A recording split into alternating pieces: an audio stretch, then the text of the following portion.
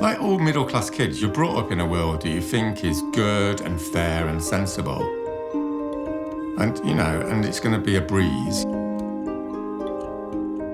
And then one day, you realise that it's not like that.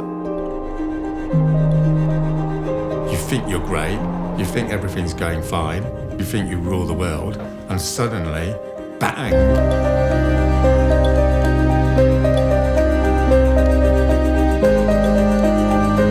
You push a virtue, material prosperity, to an extreme. You pushed it so extreme that the virtue is turned into the mother of all vices. So it's the greatest morality tale of all time.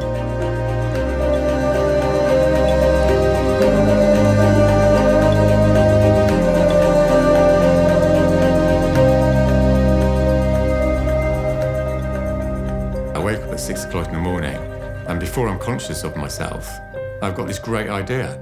So is that my idea? Well, not really, because I wasn't aware of it. And do you do that? You wake up in the morning and your brain's already on the go before you realise your brain's on the go. Do you see what I mean? And then you wake up and then have internal conversation, which goes a bit like, that was a really scary crap idea, I'm not going to do that. And then another part of me goes, yeah, you know you're going to do it.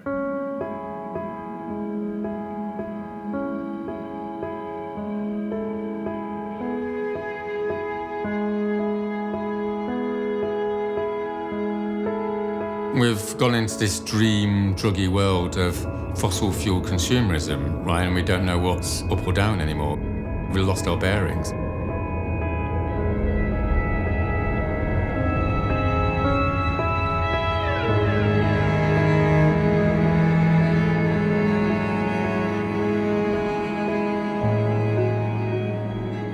There's this thing, the climate crisis.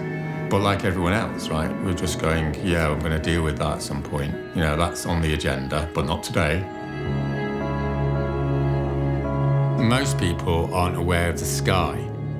For me, it's an object of stress. And at worst, it's an object of terror. I'm thinking, that's whether I make any money.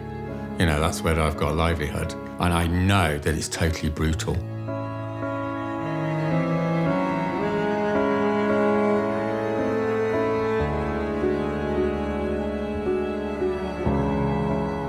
So I had this big business, had employed about 20, 30 people, the biggest box scheme in Wales, delivering veg to loads of people. And then 2006, 2nd of June, it started raining for 7 weeks, every day. And it was like a sort of supernatural event. And not a single outdoor vegetable survived. They all rotted and were eaten by slugs, and the tractors disappeared in the mud, and I was just out of my head with stress and guilt, actually, because I thought it was due to me, because you just can't believe the weather could do such a bad thing to you. And then I found out this had obviously happened to hundreds of horticulturists all around the country, and people had lost millions of pounds. So this is why we're all going to starve, is because, it's not like, oh, we've lost that crop, so we'll stick another one in. No. That's it for 12 months.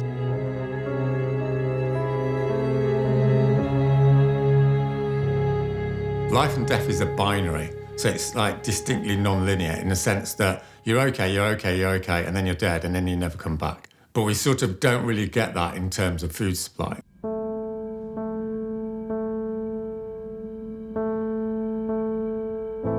If you're a grower, then you've got to plant the seed, and then got the seedlings, and they might get eaten or, die in bad weather.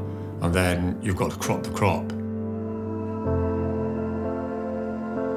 So there's all these hoops, and if during any of those hoops you fail, then the whole thing is gone, and then you can't plant again because it's too late. So this is basically how mass starvation is going to happen. Is you'll get a critical mass of producers around the world that have the same problem. And then people will be ringing them up going, can't you supply more bread? And say, no, because we've got to wait till next year now to plant the wheat. And they'll go, oh, I thought you could just get it off the shelf like everything else.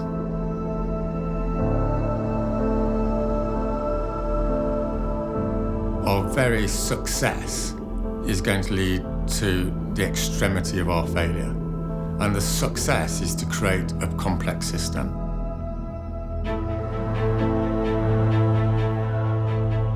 The thing about a complex system is that you don't know when the crisis is coming until it hits you, and then it's so big that the whole thing collapses in one go.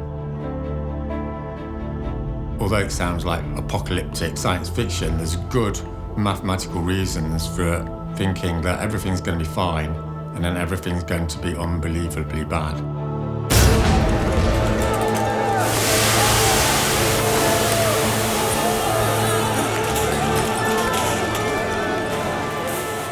People tend to put it in terms of the Arctic or whatever. What we need to think about is social collapse and fascism. Those are the handmaidens towards extinction.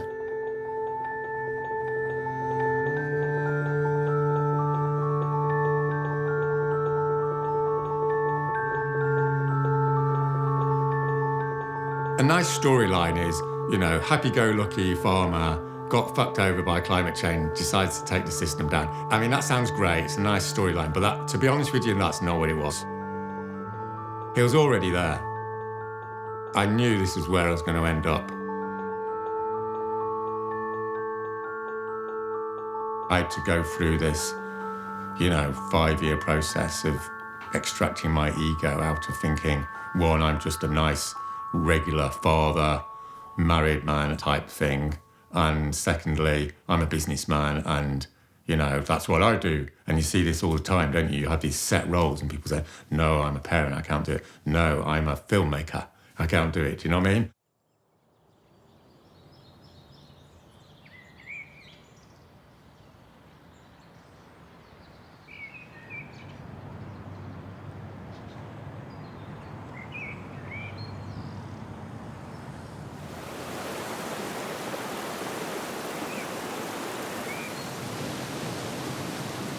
This is completely abnormal. I mean, I get involved with, Parent-Teachers Association and things like that, but I don't do anything like this. It draws you in and it opens up a whole new perspective that you had no idea that you would ever see. Why not me, That I do say, well, why not? Why shouldn't I? I've led a charmed life. I've been born in Great Britain at a time of great prosperity. I was educated, I've had a very good professional life. I've had all of the benefits. I've been oblivious, and now I've woken up. Well, the trigger for the activism was the IPCC report. It is best to put this tonight in the stark and simple terms used by the scientist who produced today's devastating UN-backed report on global climate change. We have just 12 years to save the planet. Yes, you heard that right. 12 years to halt the seemingly inexorable slide towards global catastrophe. Yeah, I can remember reading it and thinking, Jesus, 12 years? That's ridiculous. That can't possibly be that quick. Up until that point, I'd kind of assumed that everything was going all right, Maybe we could do better. But I was too wrapped up in my own life to be paying that much attention.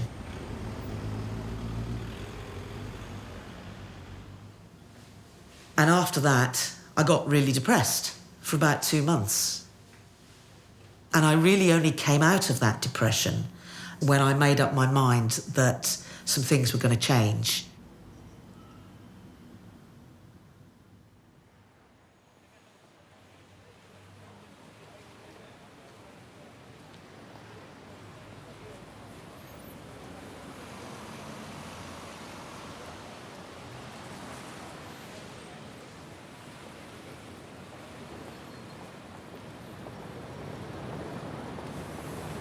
What I wanted to do was do what my passion is, which is how to radically change society. So what I did is went to the fossil fuel group at King's College, and it's like divest from fossil fuels, all very worthy and what have you. But they're following this script, which is get on the committees, do a petition, have a debate, all this sort of worthy stuff. And it goes nowhere. So you go to King's College and you say, look, we want divestment and we want it now, and if you don't give it us, then we're going to paint your walls. The name of the game on winding people up is you've got to wind them up, but not too much. No, you haven't. Hello. Hello. My name's Adam Loxley. I'm the security manager here. I understand that one of the postgraduate students here, and you're obviously concerned about climate change, etc. Yeah? I've noticed that there's graffiti on the columns and walls that we've got here. Who's responsible for that? Guys? Yes, I saw him. Who did you see do it? Yeah, he was spraying it. He was... This man here? No, we don't want that. He did. You don't need to do this. Well, you're protesting. I'm from King's College, Climate Emergency. This college has been investing in oil and gas for 30 years. Yeah, I disagree with that as well. 30 years. It's still refusing to divest from fossil fuels after 30 years. We're protesting and we're going to make a change to this policy. We spray chalked, we started spray chalking. So these activists said, I was going to put some of my kiddies' chalk on the wall just as a little wind-up. And this activist person said, no, you want to use like spray chalk, which is like the nuclear option on chalk, so...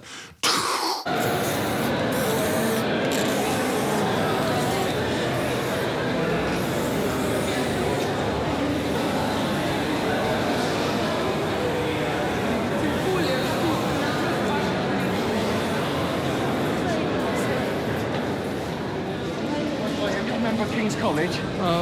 Can I see your identity, please? Well, no, it's not a public area. It's King's College. I'm asking you to leave. It's not a public area. So get out, please. Within 5 minutes, the vice principal was down, who completely ignored all our letters. And one of the best bits of my research was when he said, this is terrible, this is terrible. All this is going to do is shut down the conversation. And then, of course, the great line is, well, this is the first time we've actually talked, this conversation now, boom. So it was done and dusted as far as they were concerned. They ticked a little box in terms of being environmental, and that was it.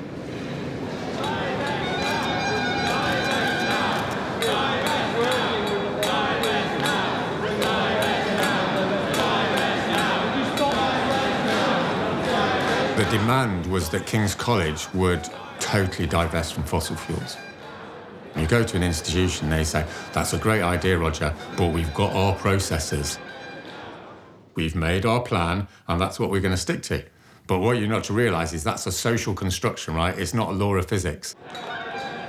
Once you spray chalked the hall, the social context changed. And they went into emergency mode, and surprise, surprise, they had an emergency finance meeting. It is possible. I'd worked out my escalation.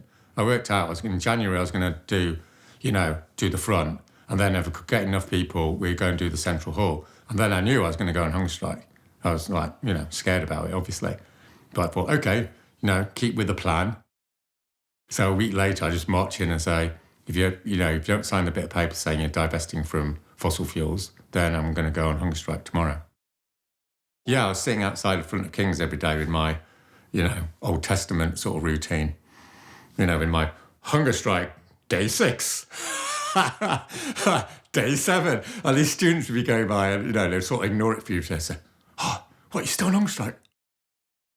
So after 14 days, phew, he signed a bit of paper, because after about day 11, it gets quite tricky. We'd effectively won. They knew they'd lost because a group of people had stood up for what was right. There was no way out. There'll be a PR disaster for them to resist it. Basically, this is the prototype of how to save the world. The code was prototyped at King's College. Disruption, disruption, disruption. Sacrifice, sacrifice. Respect, respect to the opposition. Win. Keep going. Repeat. Expand. That's it.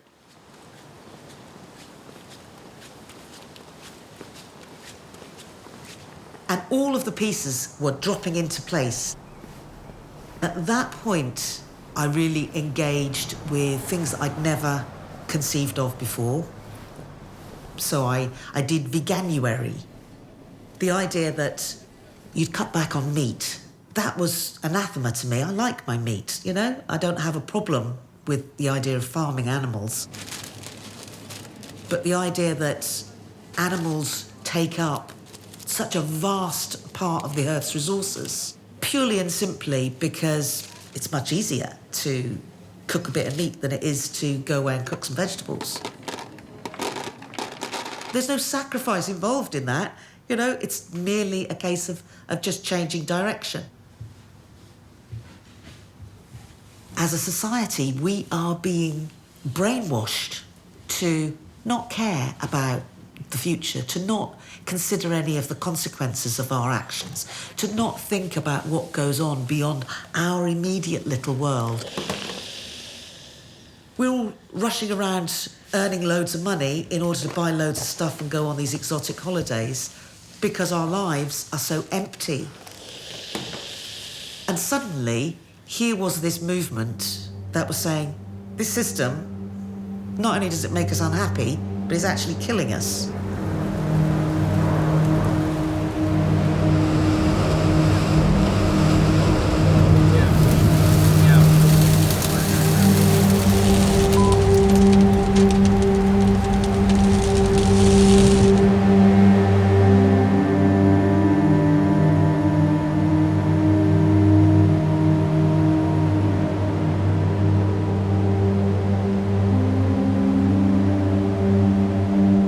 The truly horrific thing about the climate catastrophe is you don't need to do anything for it to happen.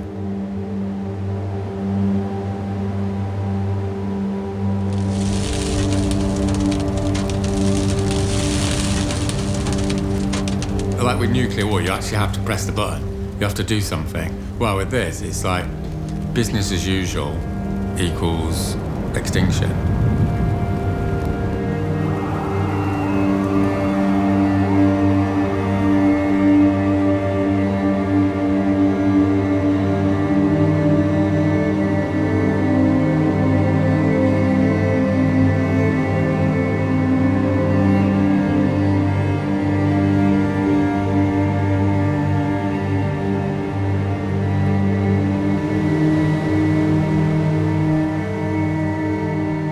It's like climbing up this massive hill to get people into another paradigm. Well, you start by saying it. Extinction. You know, because before Extinction Rebellion, no one talked about extinction, did they?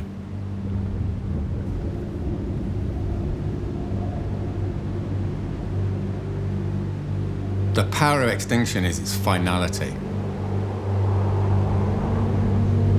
Deep down, it's pressing that death button. It's reminding people of death.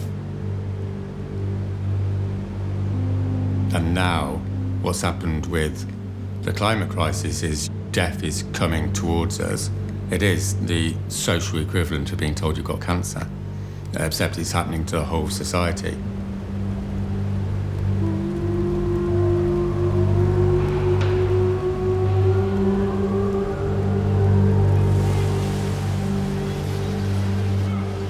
I'm not trying to convince you of this. If you don't understand what's happening, I'm not going to try and persuade you. It's not a message, right? Death is not a message. It's a reality. So you just got to be who you are and say the truth.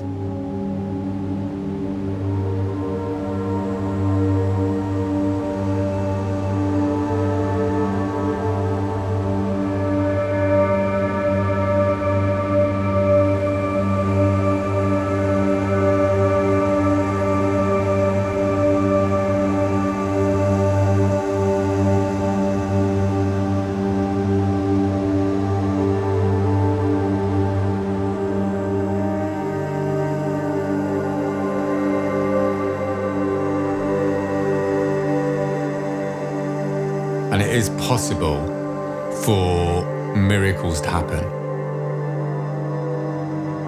through your awareness of death.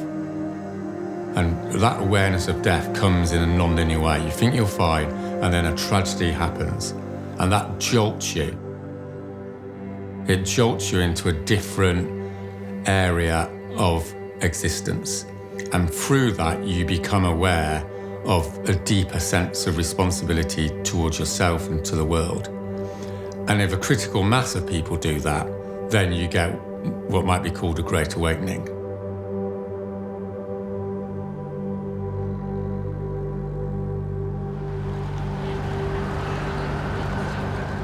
Protesters wanting the government to take urgent action on climate change have descended on the capital. They have smashed windows at the Shell headquarters near Waterloo, painted their messages on the streets and blocked key roads.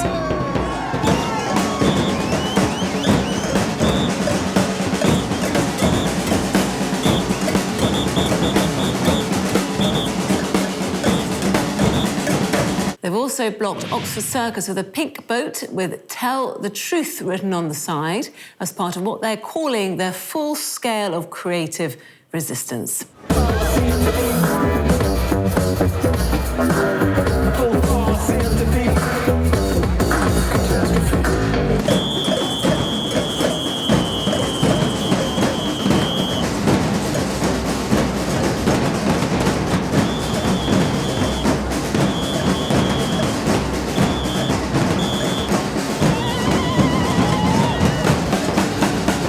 They say that they want to cause traffic chaos and disruption. They're achieving that. Yeah, I think there's no doubt that a lot of disruption has been caused. I'm outside the Shell HQ just by the London Eye, and as you can see, protesters have managed somehow to get up on the side of the building.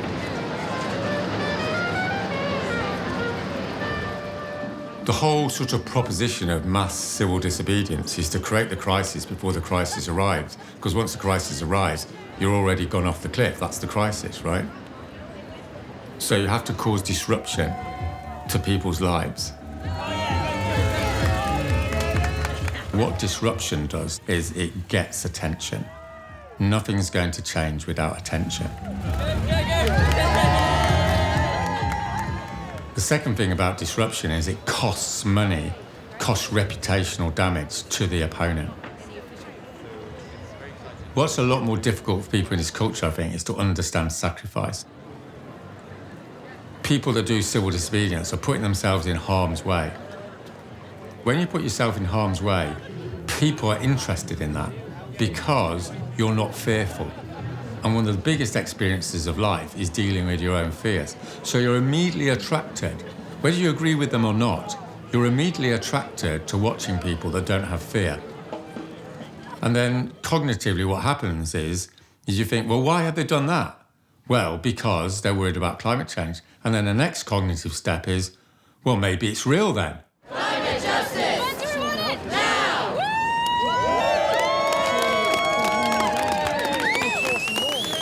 You just need a small nucleus of people who are prepared to create civil disobedience. And it isn't just about Extinction Rebellion. It's about all the types of injustice that are happening, because they're all part and parcel of the same system that is holding us locked into this passive oppression.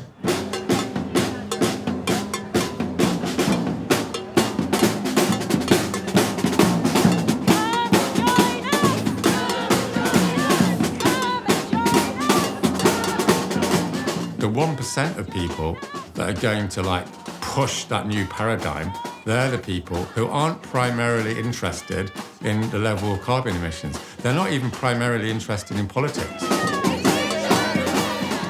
What they're interested in is becoming whole.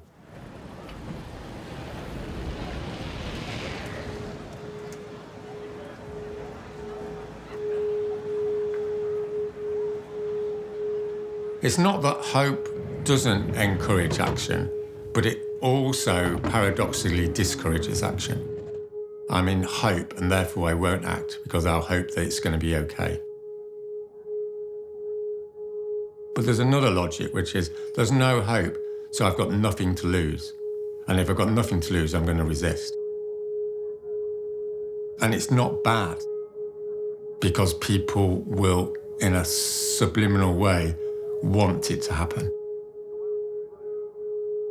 If you're doing a bad thing, part of you wants someone to stop it. I mean, I've had hundreds, literally hundreds of conversations with people where people have said the same thing, right? I knew, and now I'm going to do something.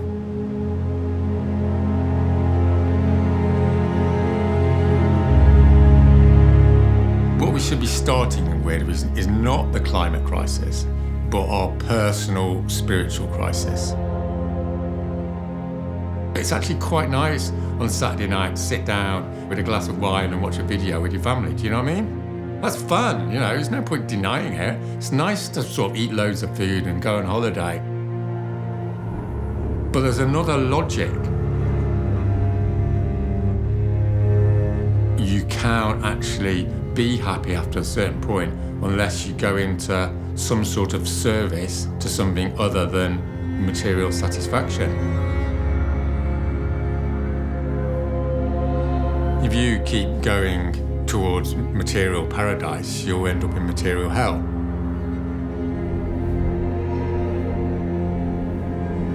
We've been here 1,000 times before. Instead of people thinking, oh my God, this is like something new and terrible. No, no, no, this is the stuff of every archetypical life. The central story of humankind is you're born, you realise you're fucked, you do something about it, and then you die.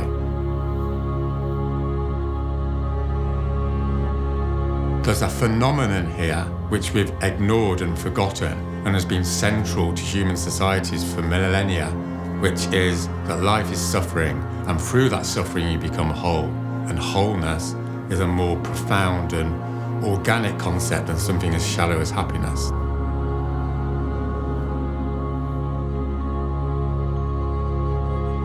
The tragedy of life is the means through which you become whole and be who you are. So it's an aid. It's basically, that's the thing that enables you to transition towards accepting your death.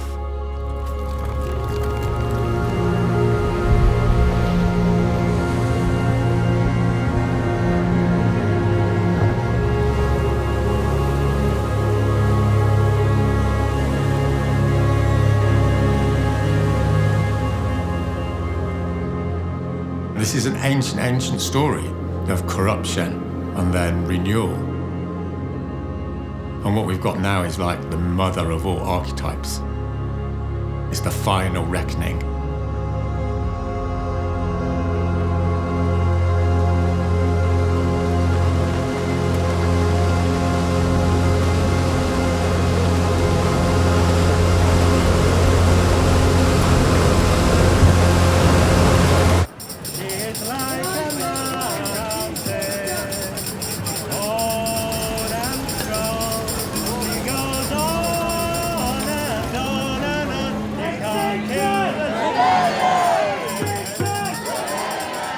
It just felt as if they were being manipulated by a political agenda that said, we want these people stopped at all costs.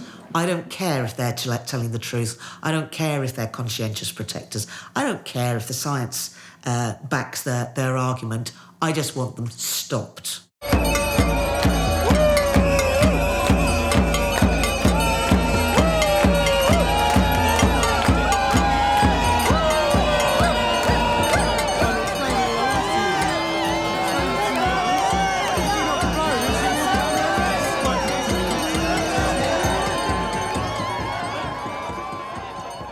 The essence of what is human is the ability to make a decision, a conscious decision on what is right in life, regardless of the consequences.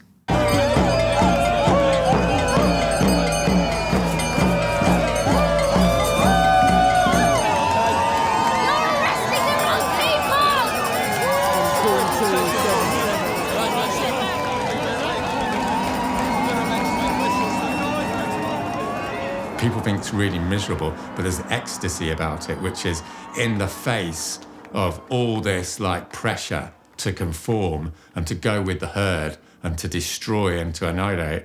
A person stands up and goes, no, and that's the glory of it.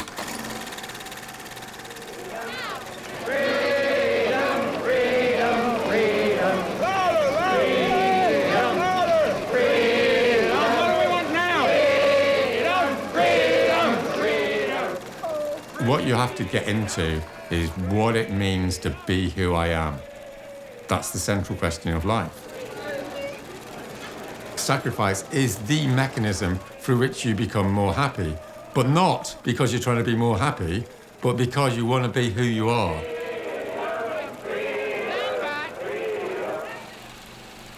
If you want to be really great, you've got to lose yourself. That's a central paradox. So going to prison, yes, you're losing yourself. Prison is the manifestation of my humanness. I am who I am, and this is what I believe, and we all know it's right, and you can do what you like, but I'm standing by my principles. That brings down empires. That's the fundamental spiritual material of every revolt and revolution. It's not primarily political. But obviously it fuses with the rage against injustice, fuses against the prospect of mass death. You get those two things together, and that's like, you get the dynamite.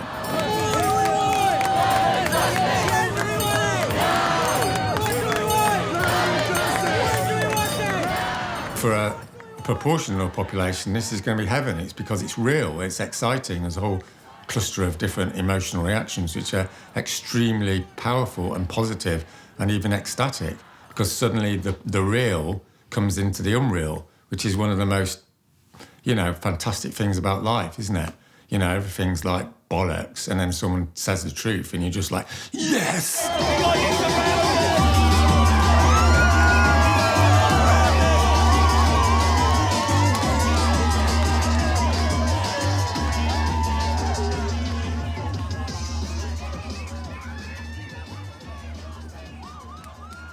Fundamentally, you know where it's at. You've got this new map of reality, which is death's on the way, I'm pretty insignificant, I'm going to live a good life, and a good life in the context of the coming genocide of the next generation is to resist it with whatever breath and moment you've got. And that brings us back to the joy of resistance. All this misery around activism, it's not, right? Once you've made this transition, it's like an act of service. It's an act of joy. It's an act of being who you are at last.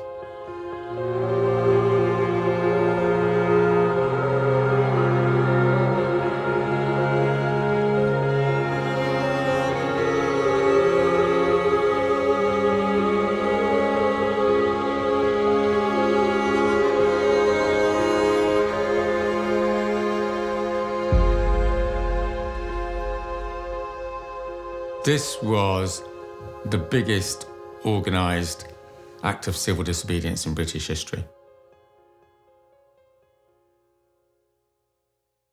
What April did was show that mass disruption and mass sacrifice brings home the goods. For the first time in decades, a political protest brings the centre of London to a halt 10 days running. For the first time since the suffragettes, thousands of people put themselves into a position of breaking the law.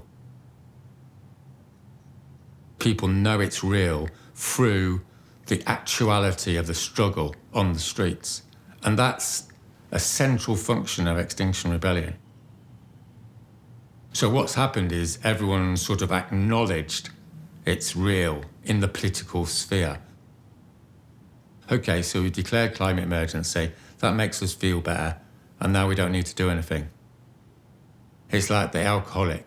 The alcoholic has been forced to sit down and admit they've got a drink problem. But as everyone knows who deals with alcoholics, admitting you've got a drink problem is a million miles away from doing anything about it. In a war, everyone knows what it's about. You're out to kill as many as possible of the other side, as fast as possible, faster than they're going to kill you, and whoever does it best wins. Well, the non-violent version of that is we're closing down the economy as fast as we can.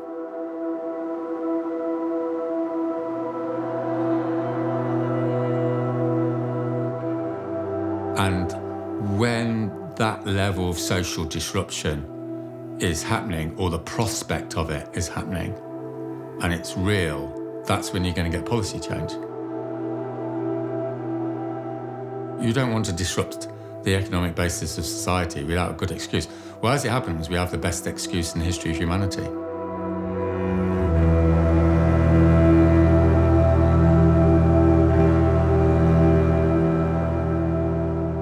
I can see how powerful blocking roads is, but you need to be able to go in other ways. We need to look for ways in which to efficiently close down the economy. And the aviation industry is the prime target because it's so closely controlled, and if you disrupt it, it all has to shut down. What we're trying to create in Heathrow is an artificial version of what we're going to face with the climate crisis. When the natural event happens, then, very arguably and almost inevitably, it's going to be too late. This is the central point of what we're trying to do here, is to create the shock now so that we can respond rather than have the inevitable natural shock later when it'll be too late. The level of disruption, even by shutting down Heathrow for the best part of a week, is trivial compared to the disruption that may ensue when we're seeing not just a few thousand refugees a year, but thousands of refugees every day. We're talking about a planet where vast amounts of currently inhabited land will be uninhabitable.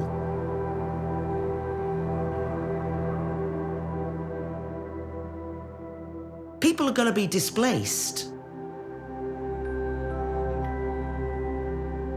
They will cause a refugee crisis like nothing we've ever experienced.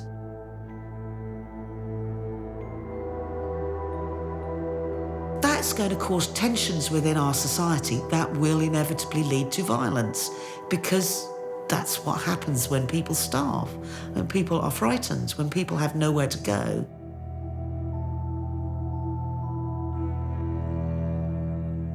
So once you see it in that frame, then you can sort of understand that Heathrow is totally justified. Well, if you just see it in a little, people go on their holiday frame, it's like, how outrageous.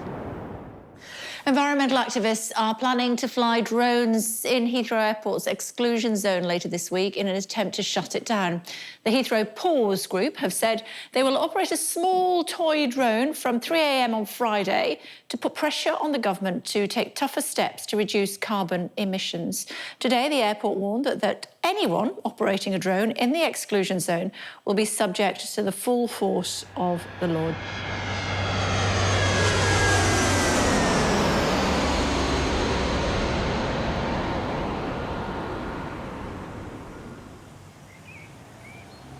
I am now an experienced person on the run. I am in a safe house. I've got a disguise. Last night, I slept in a car with blacked out windows.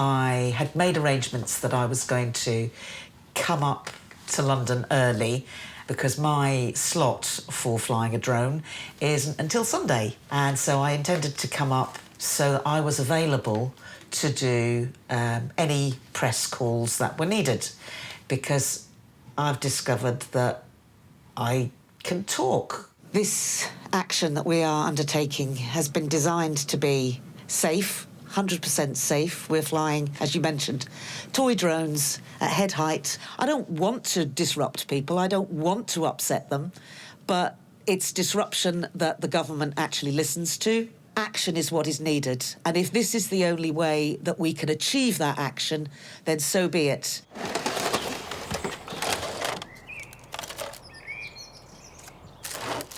Oh, I'm trying to get the drone ready to fly.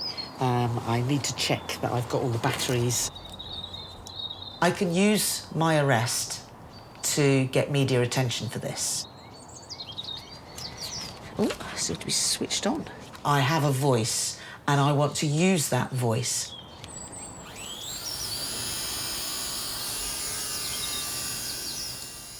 A year ago, I was a really tired old lady. Now, I am full of passion, energy, fire. So I'm more determined than ever. However I get arrested, it has got to count. And I am perfectly ready. If they want to send me to prison, okay, fine. But I will go out with a song in my heart saying, listen, please.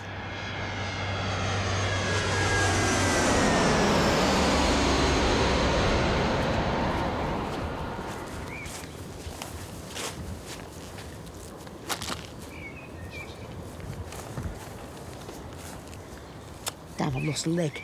I've lost 3 legs.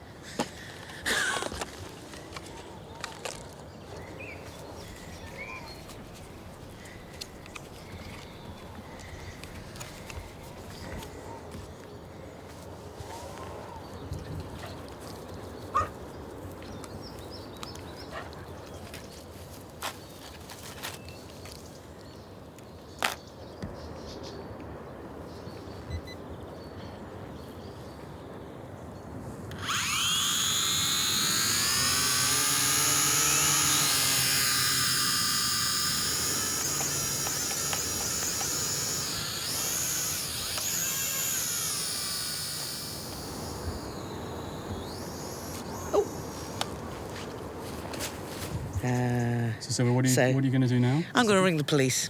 Hello, this is Sylvia Dell. I'm ringing in to let you know that I'm, I think it's called Plimsoll Park or Plimsoll Farm in Useley, and I am flying a drone. And would you like to come and arrest me? Because that would be quite convenient right now. Thank you. Thank you very much. Thank you. Cheers. Bye.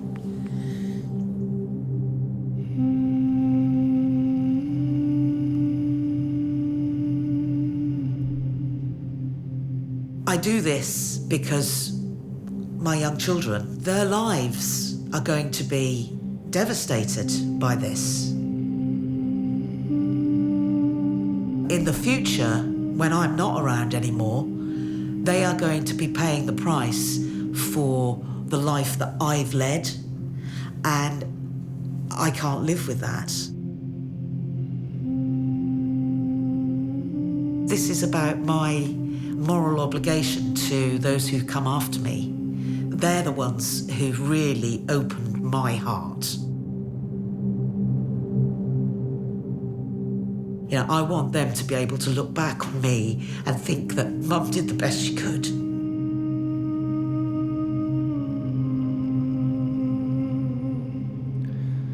I don't want them to look back and think that I lived a frivolous life and then just abandoned them.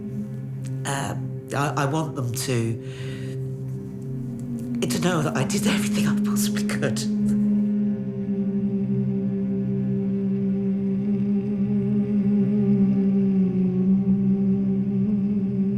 I can stand being locked up.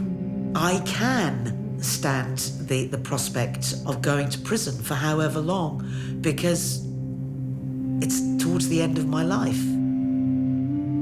I've had so much. Why shouldn't I pay a price?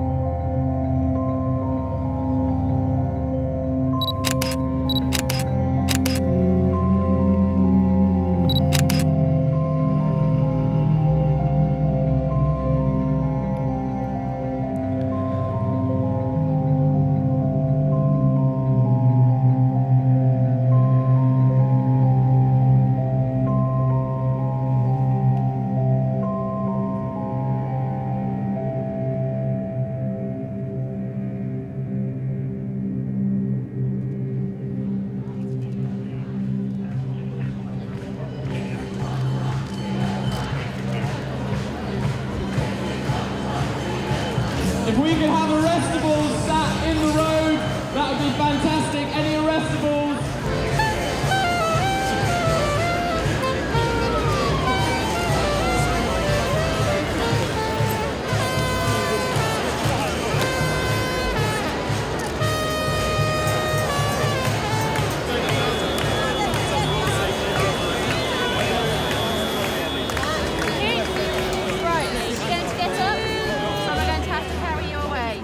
That's what civil disobedience is all about. Drawing out the violence of the system upon oneself. It's a sacrificial act.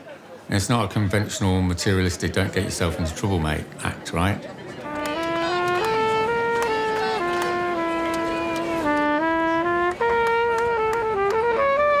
Anyone who's watching this thinks this is weird, then wake up to what Western culture is based upon.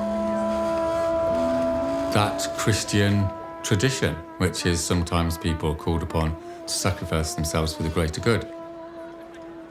You don't think what I'm saying here is some sort of weird thing. What's weird is the culture that thinks it's weird. If you think this is weird, then you've cut yourself off from history, and history is coming back.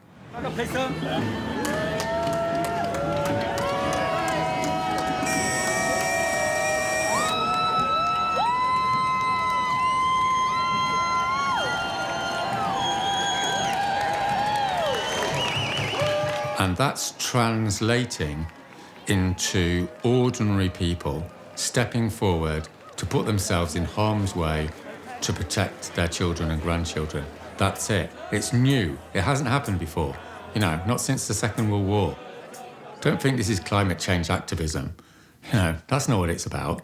It's about people scrambling to save what they love the most.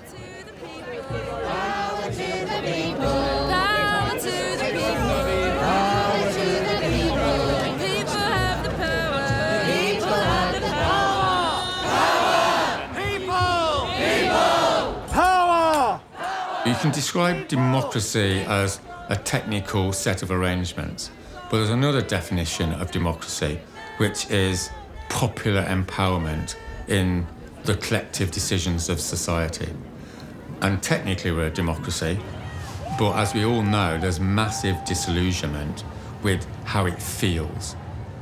This mass disillusionment can be transformed into mass empowerment through the ecstasy of rebellion.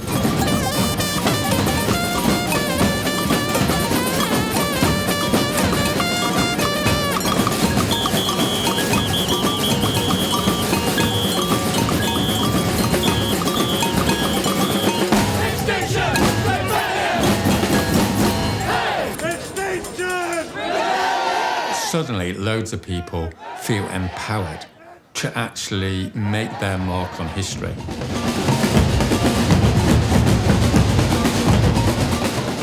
It's possible to institutionalize that through revigorated democratic deliberation. And historically, the best way of doing that is through assemblies of ordinary people. It's possible to come out with something significantly better in terms of democratic governance than what we've got at the moment. And most significantly, something that can successfully deliberate and legislate on the transformation of the global economy. And without that, it's game over. In dangerous times, hold fast to courage. In dangerous times, hold fast to love. In dangerous times,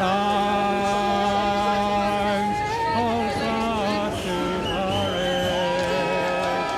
During this journey, I've discovered depths of strength in me that I had no idea existed.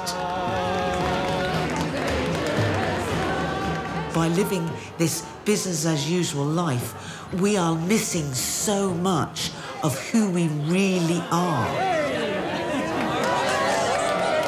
And once you take that oppression off, It's like having a wet blanket removed from your shoulders. You suddenly go, oh, that's good. I feel really good now.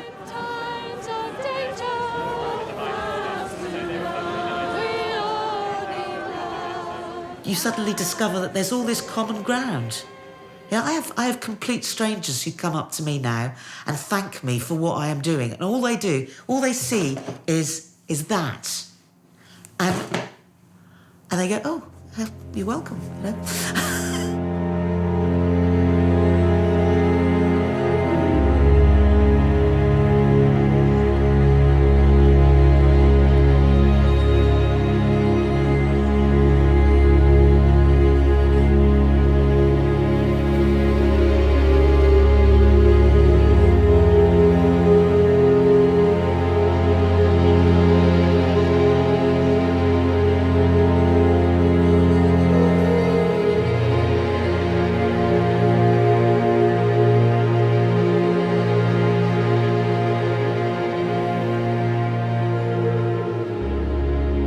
The opportunity is a chance to live life to the full.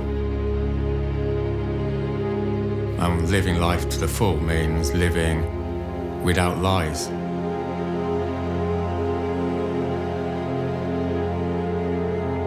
And the biggest lie of our society is everything's fine and the climate catastrophe isn't going to happen.